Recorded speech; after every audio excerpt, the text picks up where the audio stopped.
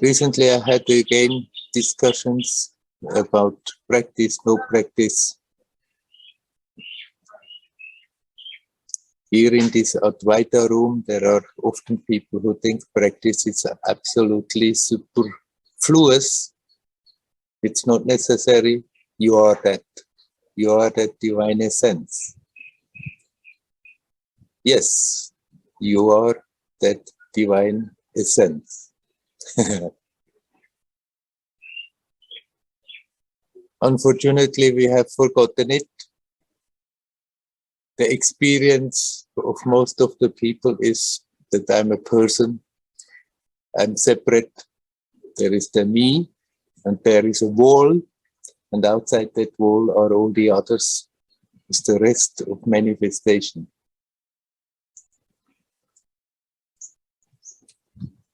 And often the argument is of these people, but how could a person make efforts not to become a person? How could a person achieve anything essential? And it's right, a person can't.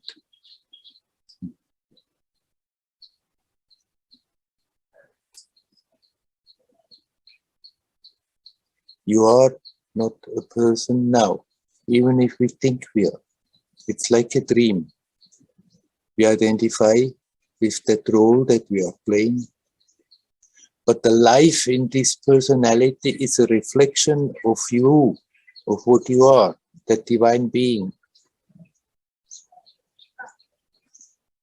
It's not that we have to improve the person, and eventually we are becoming divine. Essentially, you have never been anything else but that one divinity. Then why practice?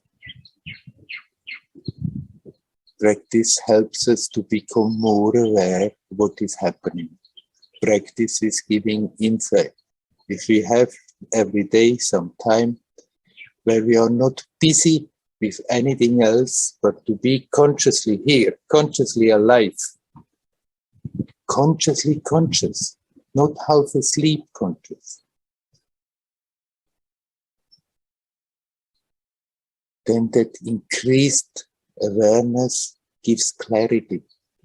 We become more aware what is happening in our mind. We become more aware how much we are attached to that self-image that we have created. And because of that attachment, keep on creating tensions. And those tensions prevent us from simply letting go and be aware, oh, I'm prior to this person. I'm not this person. This is just the role that I'm playing.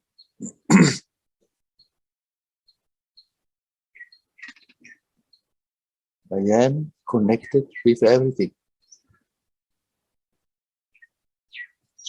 We don't have to create that. It's not something that we have to achieve. It's not the result of any amount of practice. You are that. You never have been anything else. The practice simply helps us to become more aware of what we are doing all the time, to prevent us from being self-conscious instead of person-conscious.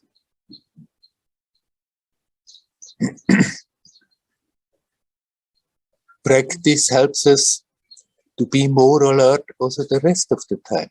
If we have every day some time where we are just fully here, as good as we can, the mind will still go off, then we become aware, come back. If we have a concentrated time like this every day, then the rest of the time it's also easier to remember. Don't get so completely lost in the story. Be aware of that which makes the experience possible. Here, now. Full of light, full of life, full of that bubbling joy of existence. It's there for the taking. We don't have to achieve that. But practice helps us to become aware of it.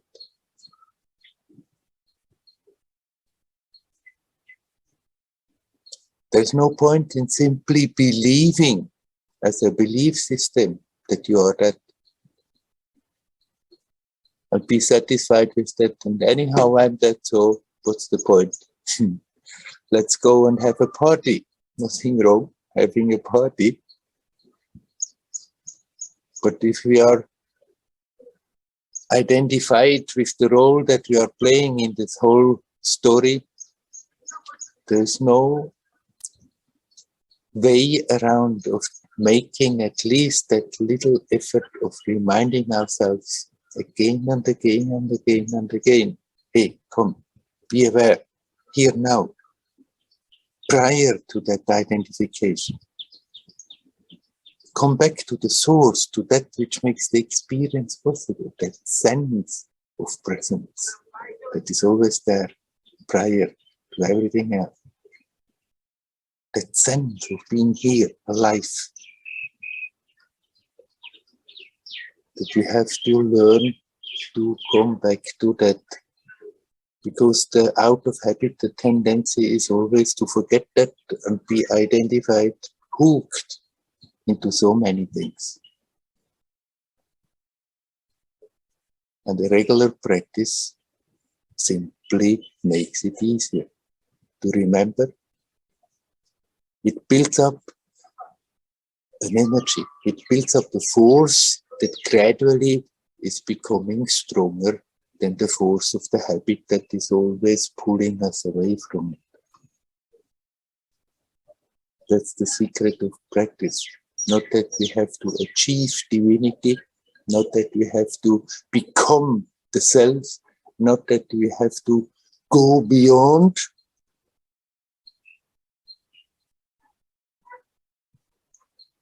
It's a help to become aware what is.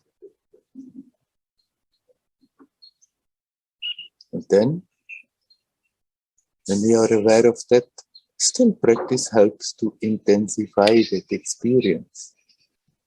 But then from that point, it's very different from one to another. If it has become natural to still sit and meditate, someone will still meditate. Not more like, I want to get something, but simply being aware by every day doing for some time nothing. Is intensifying that experience. But we don't have to make efforts for that. Just can be, and whatever has to happen, happens by itself. There, that effortlessness is true, but we have to come to that state. And as long as we are making, without being aware of it, so much effort to create tensions, to create that sense of separation. We can have the lofty philosophy, all is Brahman, all is the self, all is that one divinity, but as soon as there is a little confrontation in the manifested world, we forget about it and create tensions and act and react and the usual human game. Then what's the point of saying, hey, I don't need to practice. The practice helps us to become aware of all these mechanisms and helps us to detach from them and learn to sink back in that ocean of existence, of peace and joy, of creativity and harmony.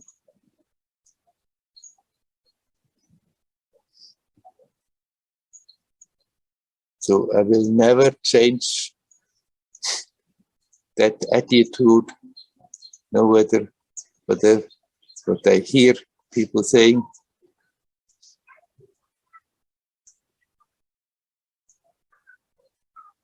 And they try to use the Ramana's big question, but who is to practice? Thinking, okay, there is nobody there to practice. Right? Who is to practice? You, the one who is asking the question, the one who is a divine being and has forgotten it and identifies with the person, has to practice to detach from the person and come back to that divine essence. There are all these traditional approaches, very structured. One has to develop a certain discipline to be capable of practicing these approaches. Has to develop a certain discipline to keep on practicing. It may be very helpful that one goes to retreats, does it more intense, but then it needs a certain discipline to keep on practicing for oneself, by oneself.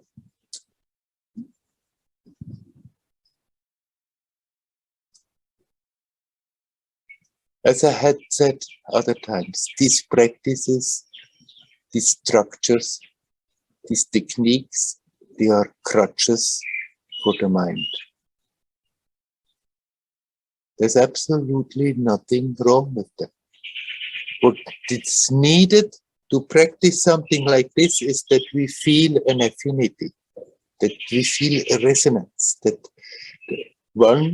a particular approach seems very attractive for us, seems promising, that it's useful, so naturally we go for that.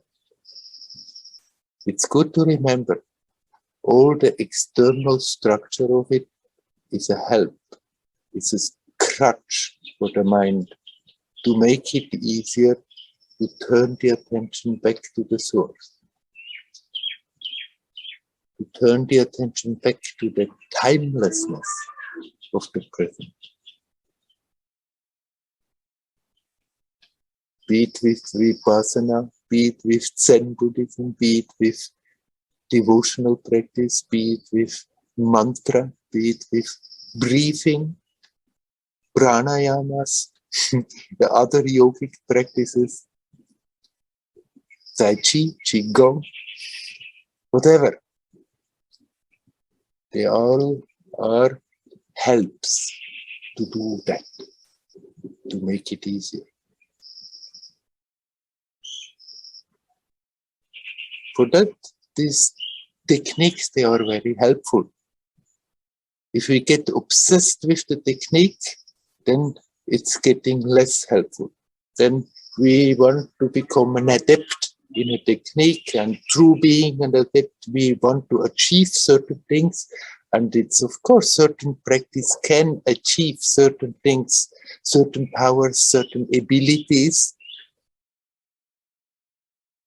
But this is not the point of it. The point of it is to become aware of our own true divine nature.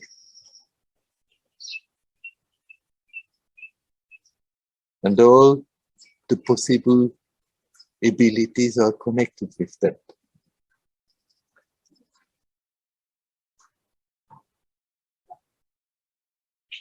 When I say practice, I not necessarily mean go sit down every day, cross-legged, close the eyes, and do certain particular techniques. Just have every day some time where you are not busy, where you can put the undivided attention in being simply here, where you can consciously be conscious, alive. This is practice. It helps to have every day some time where we have to do nothing else. And then we can use for that a technique or no technique. It's good that we go in our way that we are used to do, because it becomes more powerful if we are approaching in a particular way and stay with it. But as the time is passes, it can also transform.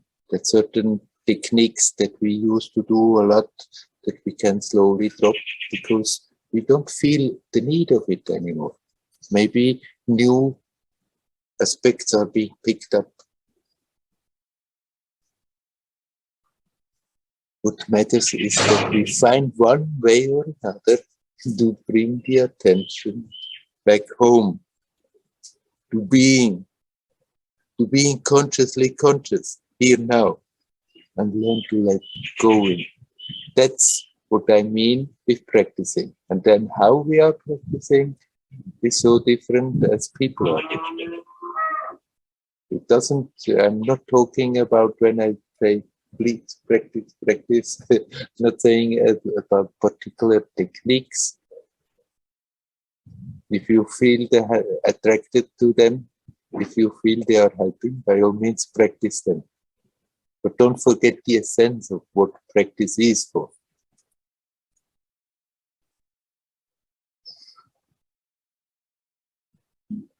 Then we just are here, conscious,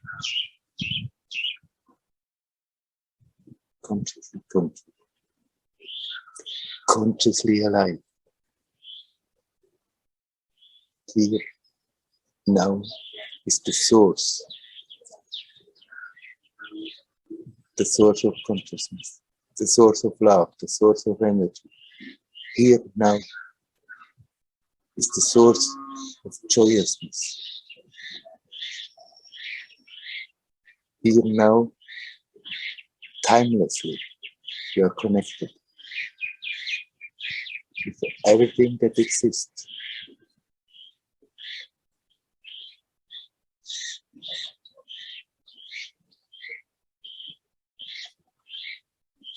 This is home, home, home.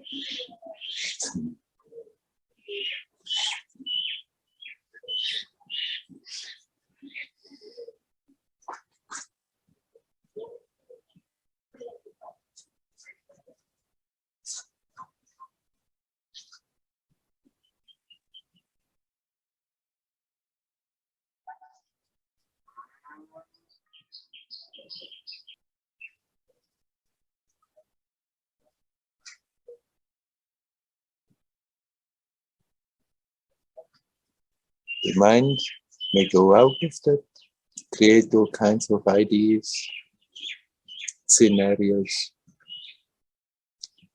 But prior to these thoughts, there is just that awareness of being, that sense of presence.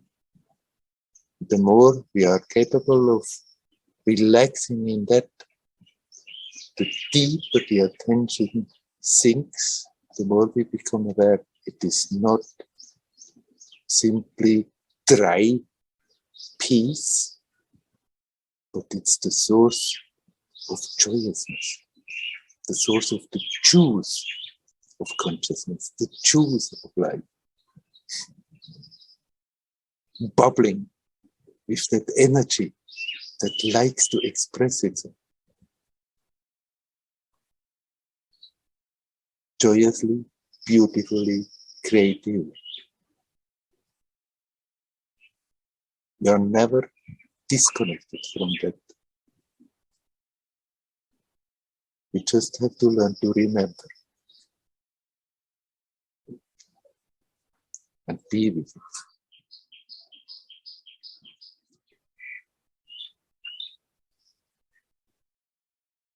I wish you all well. Hari Om. Hari Om. Hari Om.